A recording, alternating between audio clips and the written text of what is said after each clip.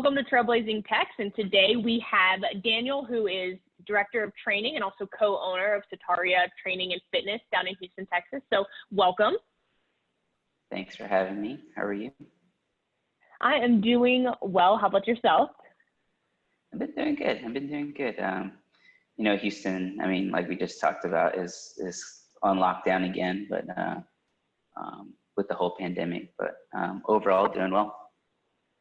Yeah, so let's talk about that a little bit, because you guys kind of went through the first big wave of COVID, and then it seemed like rules kind of lessened, and now you're kind of in this second wave. But what have you guys been doing as a gym to be safe, but also, you know, I know you guys train, you know, people like me, but you also train professional athletes and stuff like that. So how have you guys been balancing all of this in your gym? So, I mean, it's kind of crazy because we opened up the gym March 2nd, and you know, we had this idea of what the gym was going to be and who we were going to service and all that throughout like the planning process of opening it, and then COVID hit. So we had to, just like most businesses, have to kind of pivot and make some changes and kind of deal with, adapt and overcome. In a way. And so what we decided to do was pretty much, I mean, all our older population clients and stuff like that, we were told them to stay at home. We didn't want to risk anything. And then we were already dealing with some athletes, but it kind of switched over to only being athletes in the younger population. Yeah. So, I mean, that's pretty much what we've still been doing. Since the last time we talked, the first time we talked, we had, I mean, everyone knows it kind of went down and then it went back up pretty rapidly. We had two people who were in contact. So we completely closed down again after that. So it's just been kind of reading the situations and being as careful as possible, thinking about, you know, who we can potentially affect negatively with the virus. And just being compassionate about that while also trying to, you know, continue to run a business and stay afloat, especially during this time. So how long have you guys been open in general, and how long have you been there since the beginning of the gym? So as a company, we've been like running since 2013. So Jay is the owner of it and the founder of Sutaria Training and Fitness. I've known Jay through the entirety of the company, but I haven't been a part of it. Sure. We've been friends, and he's been a mentor to me for a while now. And so I think it was 2000. What are we in now? 17? No, we're in 20. So 2017. Yeah, I'm working in my head here. 2017, I joined the company, and we've been renting space out of different gyms. So that's how we were operating before. And we would just bring our clients there, paying for their membership as well as for us to bring clients over until we built up enough clientele and financial backing to actually have our own spot. And so where are you guys located in Houston?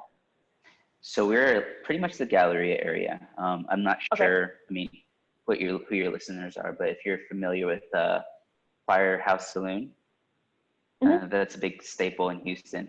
So we're like a block away from them. Oh, nice. Yeah. Nice. Yeah. Good spot. Yeah. And you know, what makes you guys different at Sutaria? If I was looking for a gym, why would I choose you guys as to the next either CrossFit box or another gym, or you know, what's your differentiator, you think? So everything we do is one-on-one. We don't do group training, not even if it's like, I mean, if there's two people that have the same goals and move the same and all that, then that's cool. We'll do that. But everything's one-on-one. So you get one trainer plus one client. And that's how it's always been. We don't see the value in group training. And 9 times out of 10, someone's going to get hurt in group training more than, you know, individually. So we take our time and we give individual attention, and then we have a specific system that we go through, a lot of single leg mechanic stuff, making sure the right muscles are firing, fixing any dysfunctions that might be going on in the body, which everyone, I don't care if it's like the highest athlete to like someone who hasn't even been moving for the longest, that everyone has a dysfunction. And then going through the proper assessments, making sure, you know, body's moving the correct way, everything's firing, and then getting into the fun stuff. So we don't think that any of the complex movements are effective unless you do move properly first. Yeah. So that's why we do everything. I mean, we have a system and we follow it to a T. If you're good within 2 weeks, we'll move on. But if not, we'll stick to that same system, single leg stuff, and then make it harder and harder and harder until, you know, we find it like, okay, you can go on. Yeah. That's cool though, because I'm even like right now, right? I'm athletic, I work out, but I'm definitely not at the top tier like some of the people you train. But one thing I've recently learned is that like my glutes aren't firing when they need to, and it's actually causing me like a lot of back pain and a lot of problems.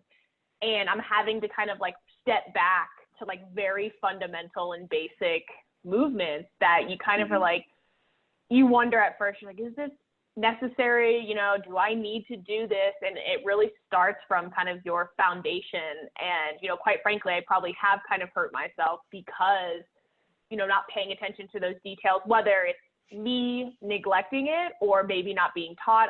I'm not entirely sure, but you know, something as small as like my glute not firing when I need it to, like I'm having a lot of issues, and it kind of really, hearing you say that, like just kind of puts it in writing for me of how important it really is to get some of those foundations down.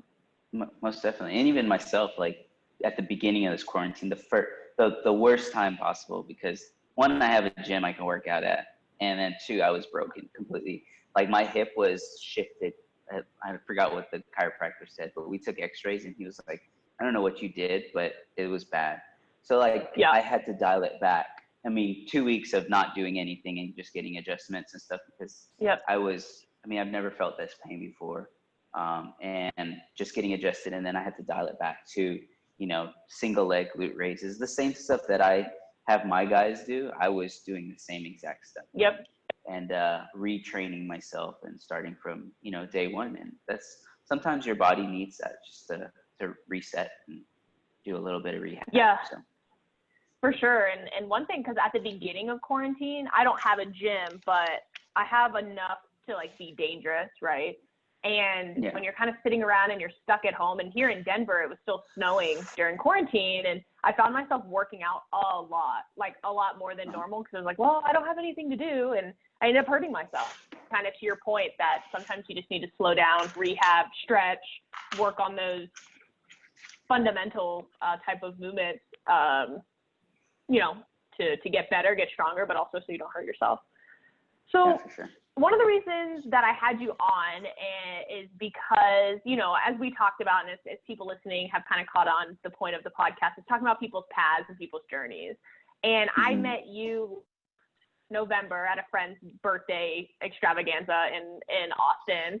And anyway, I just found your story really intriguing because you had a very windy path, and, you know, now you're somewhere where you're pursuing your passion, you're working with awesome people, you're running a business, you know, it's really what a lot of people are striving for. And so I wanted to kind of just share the fact that you did not have, you know, when I say straight and narrow, I don't mean that like you had behavioral issues or anything, but like a straight and narrow path of A, B, C, D, E, this is what you're going to do. And so, you know, the first thing I wanted to talk about is, you know, after high school, you said you found yourself, you didn't know exactly what to do. And then eventually you found yourself in the Marines. And so I wanted to, first of all, thank you for your service, because, you know, being a Marine is, oh, man, I just can't imagine. And you guys are fighting, you know, for this country and the freedoms that we get to enjoy. But how did you land there? You know, what made you decide to pursue the Marines of all branches of the military? So I actually was in ROTC before I was like 9th grade, I think. And I remember specifically, I got out of ROTC. I was like, I'm not joining, so it doesn't matter. Like, I'm done. And I didn't like the structure of it. I didn't like anything about it. But I was also like a kind of rebellious kid. I was not, I mean, I grew up in Southwest Houston. ALE. So, I mean, we weren't the best kids. Sure.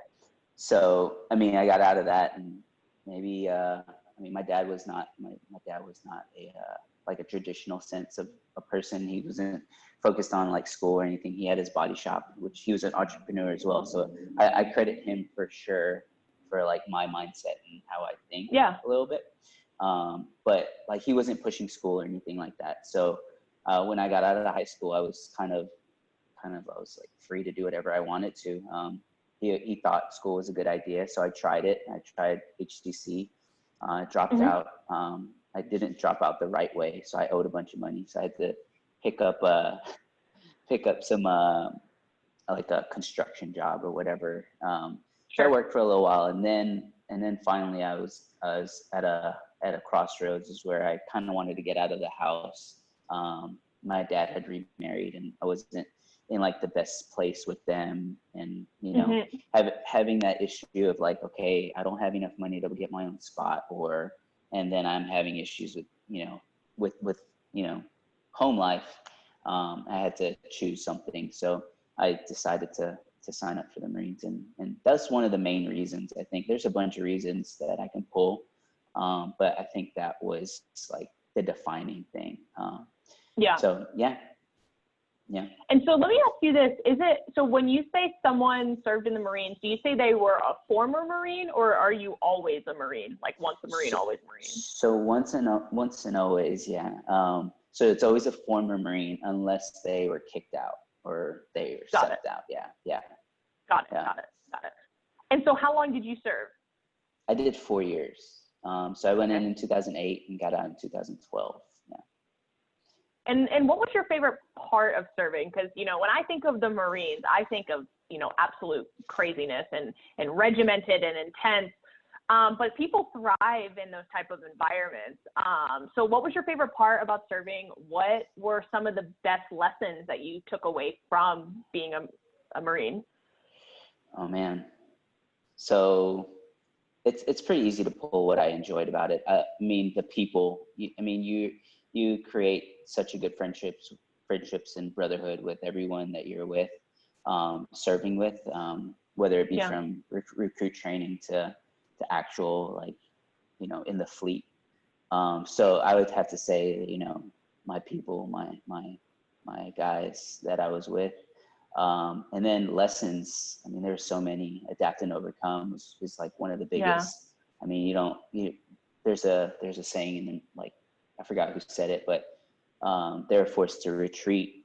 But instead of saying that he was retreating, he's like, no, we're just going to attack from a different way. So it's just like looking for another way. So like, just like solution. This pandemic, it's like we had a choice. Like, we signed a 5-year lease. We put all this money into this gym to create like this whole system.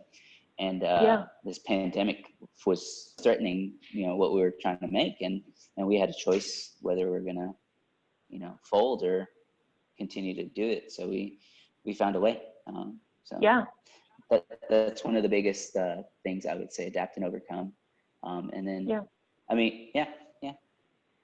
I think that's cool, you know, and that's why I think in general, me personally, I love working with veterans, at least in my line of work, because I find that you guys are able to overcome and find solutions, and not back down from an obstacle, which, you know, is a great trait or skill or however you want to define it to have.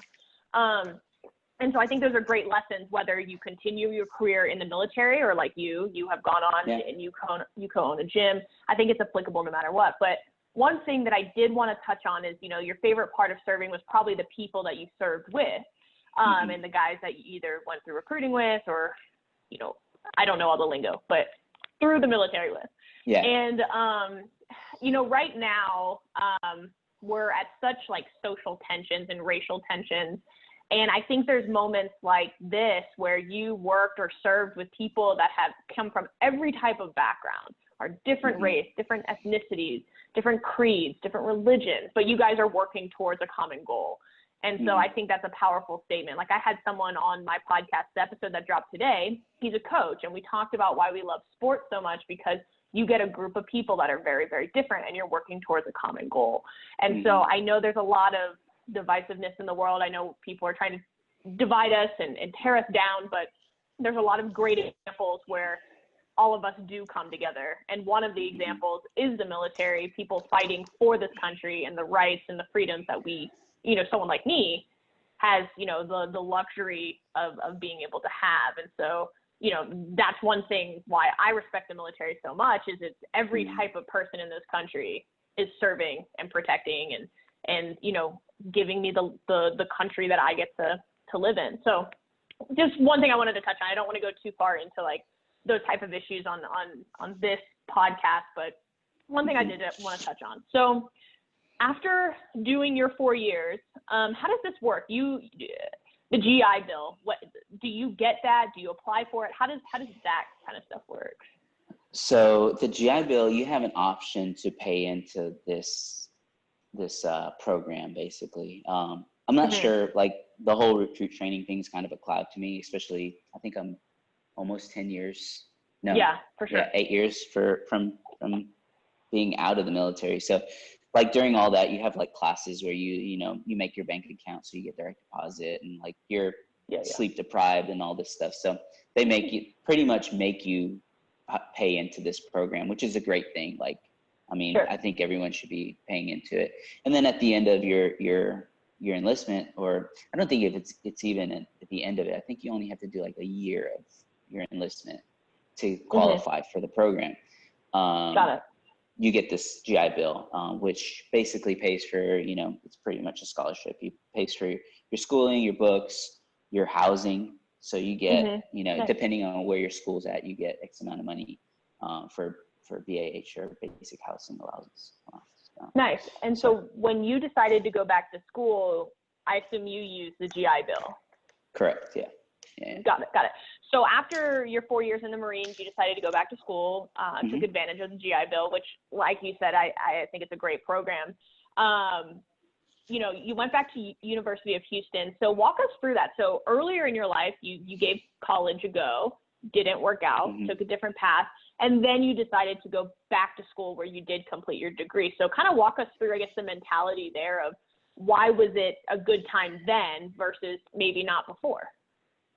I mean, I think being 18, 19, like I didn't know where I wanted to be. I mean, until maybe 2 years after I got out, I still didn't know where I wanted to be. But at least at that point, I was a little bit more mature. I could kind of keep my attention on something more than, just the normal, what an 18-year-old kid wants to do. And, I mean, I was getting paid to do it. So why not? I had 4 years of really restrictive, structure that through that whole time, I kind of made up my mind. I was like, I don't know what I'm going to go to school for. I'm going to get out. I'm going to go to school, but I'm going to go. And I enrolled in, I think I got into U of H as a pre-engineering degree because I was like, oh, they make a lot of money. Let me just do that. Yeah. And I could not even understand the syllabus, to be honest with you. It wasn't like a regular syllabus. It was it was like a hierarchy of like, you got to do this. It was a very much an engineering type of way of looking at things. So from that moment, I think I knew that wasn't what I was going to do, but at least I was going to get my basics done. So that's where I sat for a while. And then eventually, so while I was doing that, my brother, we were working out together because that was like the only constant that I had.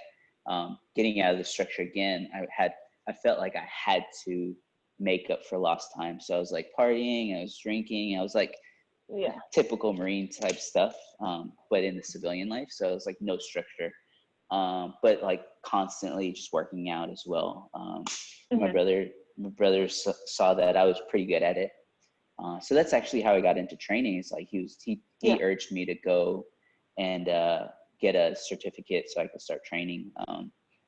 And I realized that I was decent at it, and that's actually where I met Jay, who's running the business right now. He was teaching this certification course that I signed up for. It's called NPTI, National Personal Training Institute. I think it's based out of Chicago or Boston. I think it's Boston. But there's a campus here in Houston. So it's a hands-on, so you get training. So you get anatomy, nutrition, all that in the classroom, first half. And then the second half, you go out into the gym. And if you're a first-time student in the classroom, then you get trained by the older students. So there's two parts of it. And then eventually you become the older student. So now you're training the newer students. So that's how you get your hands on that way. So I did that. I finished that within 6 months. And then I realized after that, my engineering debacle, that I would switch to exercise science, kinesiology. Yeah. So that's what I focused on for the rest of my UH career. Yeah. Nice.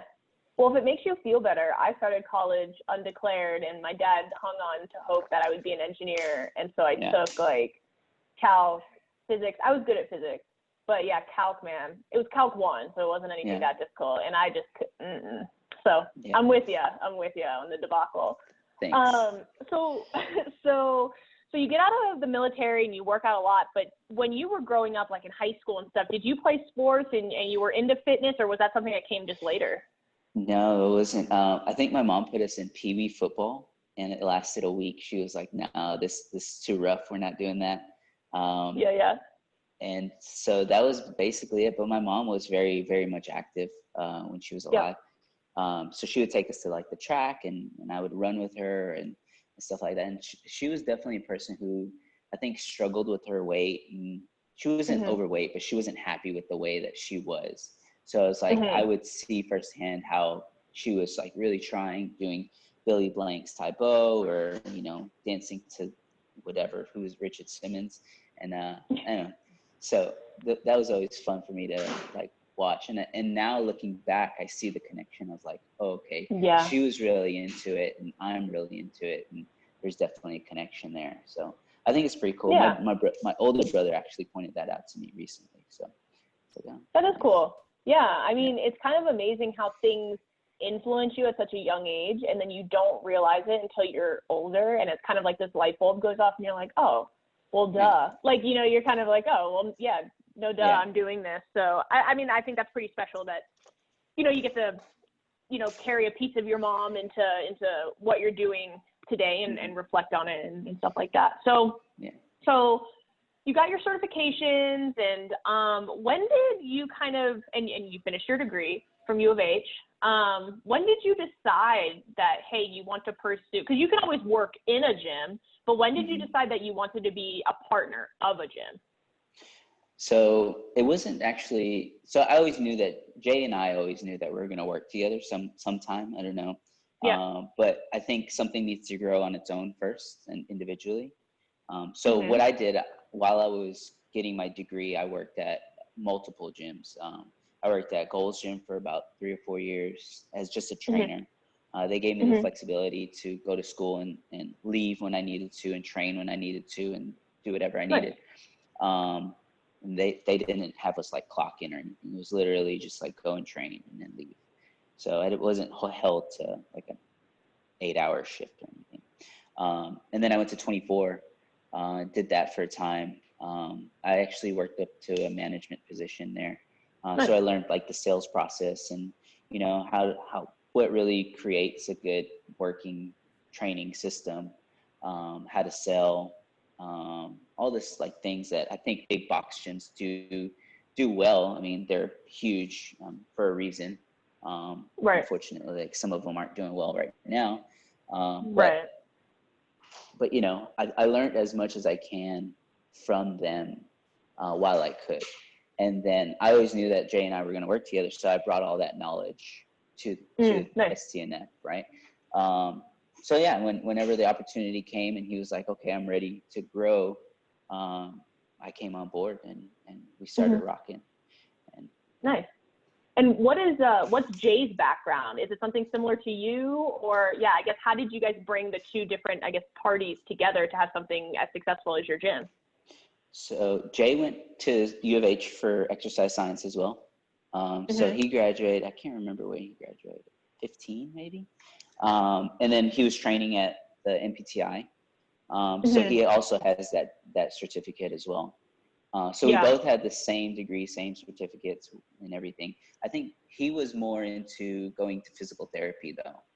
His dad was pushing him into that route. But after shadowing numerous physical therapists, he realized that it was just, you just got so far with physical therapy. And that's kind of where we land. It's like we are rehab. So what we will do is we don't stop at where you can just walk. We want to take physical therapy to performance training. So it's bridging the gap almost from those two. So that's kind of what he started doing, is taking and teaming up with physical therapists and surgeons and saying, you know, okay, we have this guy who plays basketball, he tore his MCL or ACL or whatever, and he needs to get back to playing. What's the best way we can do this? And what we do is we take, we send them to surgery if they need the surgery, and then we double the PT and our training. So we even have a guy right now who's like 3 or 4 days out of surgery, and he's, you know, 90 degrees on his knee that he has ACL meniscus on. So it's just like speeding up the recovery in a smart way and trying to bridge, like, make a complete circle with everything. So that's where Jay comes in and his knowledge of all that. That's cool though, because I tore my ACL when I was 16. I just turned 16, and my path to recovery was super long, really long time. And part of it, to this day, even before having this conversation, I felt it was because like PT and applying that for performance were kind of siloed. So it was kind of like, okay, let's work on your knee and make sure you can bend it and, you know, go through all of that. But there was never a transition into performance. It kind of just was like, here is your 6-month mark. Let's go ahead and start X, Y, and Z. It was a long time ago, but I felt, and as time has gone on, people recover from ACL so much more quickly. And it's incredible because mine took probably from tearing it, surgery, rehab, and everything in between, a solid 8 months for me to really be up and down on a basketball court, like jumping, pivoting, like all of that stuff.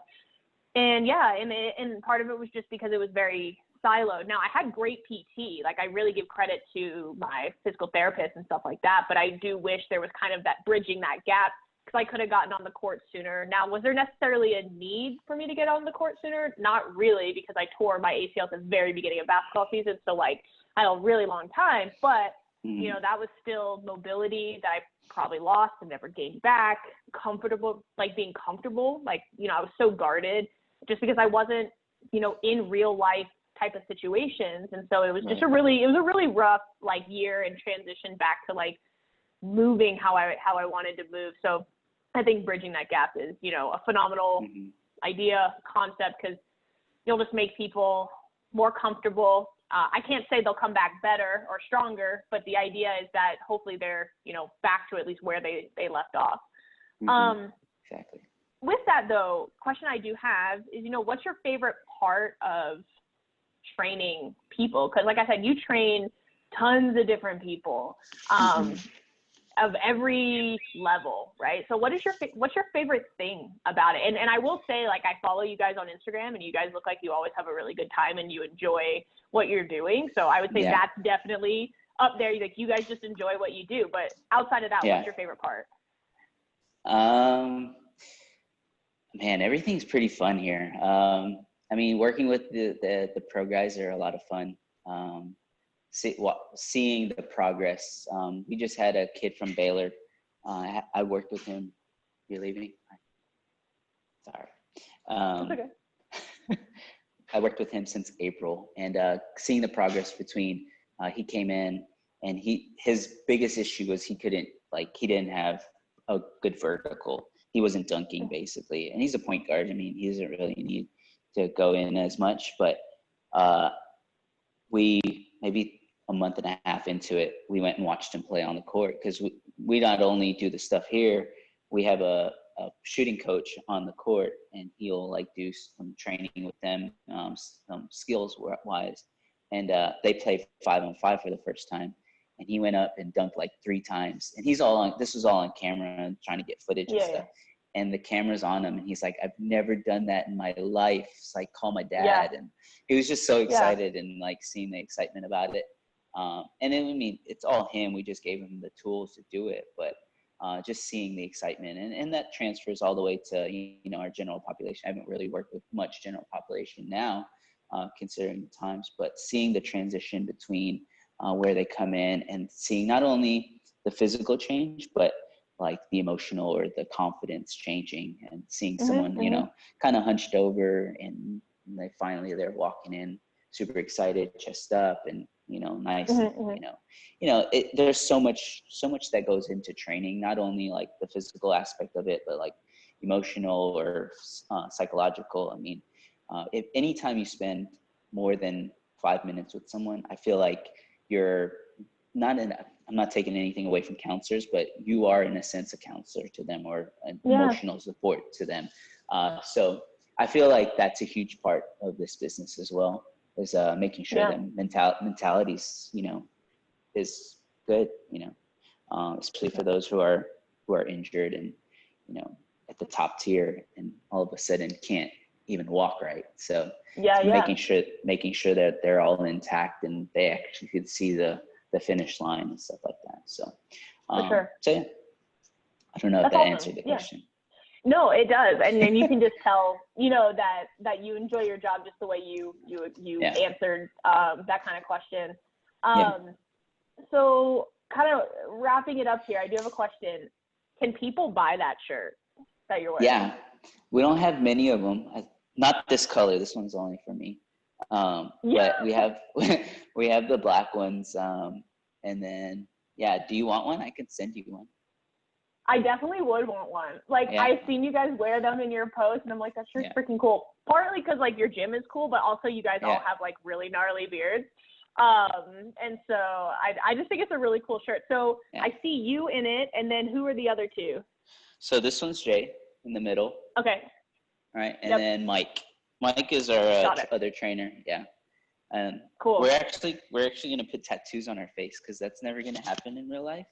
So we figured it would be really funny just to have like a cross there or something, you know. Yeah, that's amazing. I just seen you guys wear those shirts, and I'm just like, they're freaking cool. I don't know what it is. It's kind of like, I don't know, Pet Boys, but with beards and like that's exactly what it cool is. things. Yeah. Okay. We asked the artists. I was like, can you do? Because we're planning on doing a podcast as well, but it kind of fell through a little bit. And this was going to be our podcast like thing. And I was like, can you do Pet Boys, but our face? And this is what she came up with. So it's pretty cool. I like it. Spot on. Well, so speaking of podcasts, I know it's on pause. Are you guys thinking about doing it once things slow down, or kind of where are you guys at with that? So it was really like a conversation of having it while things were slow, because we had all these guys coming through, and they were all about it. They were like, yeah, we're going to, you know, we're cool to do a podcast. So we got all the equipment, and we sat down to do like the intro one.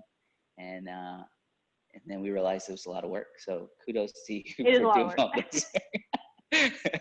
I will say I am fortunate. Someone volunteered to like edit video and stuff like that for me, because I can do it, but like I don't do it on a regular basis, so it takes me so much longer.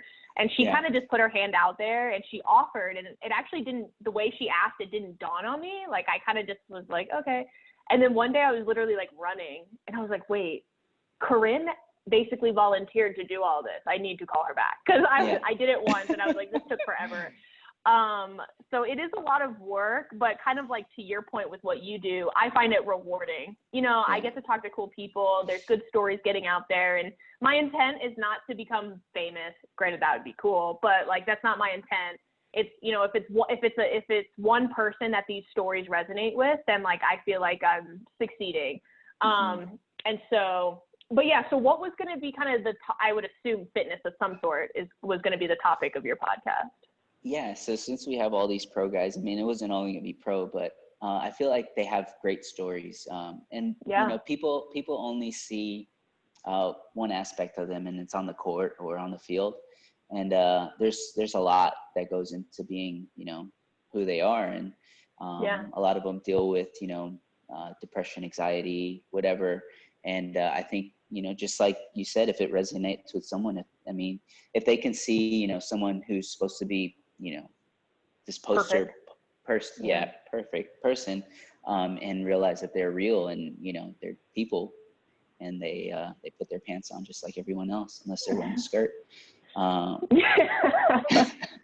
So, you know, that's what we wanted to do. And yeah, I mean, it was for everyone, but we have access to, you know, people. So well, cool. No, I mean, I understand it is a lot of work, but if you guys ever did decide to start it up again, I definitely would be interested, just based on some of the guys that I see that you guys train. One of them is one of my favorite basketball players. So I was kind of just keen to see where you guys were at with that, but totally get it. It's a lot of work. So you guys are busy. One Who's your last favorite thing. again? Oh, DJ Augustine. Yeah. It's still your favorite. I love him. I mean, I don't know if he's still my favorite, but like I'm always a big fan. And so when I saw that he was like on your story, I was like, oh, that's so cool. But someone like him has had like a crazy journey as well. But yeah, so I really like him. So I think it's pretty cool that y'all train him. He definitely has a cool story. Yeah. He's out in Orlando right now. For the basketball NBA stuff. Well, that's where he's staying, but yeah, he's gonna be in the bubble if it happens. Yeah, which is kind of crazy, like the whole bubble concept. But I guess you got to contain it some way. So. Last thing, small little plug for you guys. How can people keep up with you guys on social media and stuff like that? So you can follow us on Instagram, STF Houston. I think we're on Facebook, STF Houston as well. Pretty much everything STF Houston. Yeah. Awesome. Yeah. Well, cool. Well, I am glad we were able to schedule this. I know we had to kind of reschedule and stuff like that, but I appreciate you coming on. I appreciate you willing to share your story. Like I said, when I met you last November of 2019, right? Yeah, 2019, November, we were at this long table, and me, you, and your wife were kind of like at the end, and just like learning about your story. I found it very intriguing and inspiring. So, you know, I'm glad to see, you know, I guess like what I said, resonating with other people. Lots of people don't take a straight path, right? Very few people actually do. It's a lot of trial and error, or you discover something new, or something happened, and things are kind of like stepping stones, right? You know, you could have potentially had a career in the military, but you decided to do something else, right? That was just a step in your story or your life or your path, however you want to put it. So I really appreciate you coming on, and you know, throughout the craziness, I hope you and your gym, you know, kind of stay with it, and you know, you don't have to close down or anything like that. Yeah, we'll be fine. Thanks for having me on. Yeah. And if you're ever in Houston, please come by. I mean, I was planning on coming in August, but I don't know if that's going to happen anymore. But I definitely do want to check out your gym for sure. So whenever I'm in town, I'll definitely let you know. For sure. Awesome. Well, thanks so much, Daniel, and I hope you have a good rest of your week. Thanks, you too.